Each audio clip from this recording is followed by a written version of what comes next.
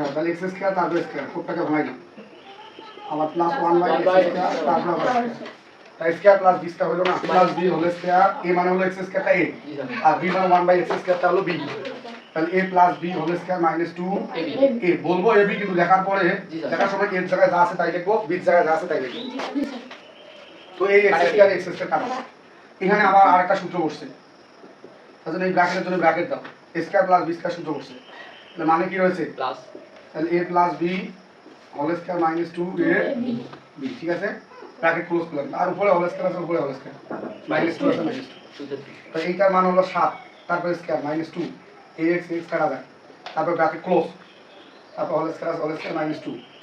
তো 7 7 49 মাইনাস 2 তারপর square minus 2 47 উপরে স্কয়ার করলে কত হয় 47 এর উপরে স্কয়ার করলে কত 47 গুণ 47 2209 হয় 2209 হয় কত দুই বার 7 ইকুয়াল টু রাইট সাইড তো লেফট সাইড আর রাইট সাইড আমাদের প্রমাণিত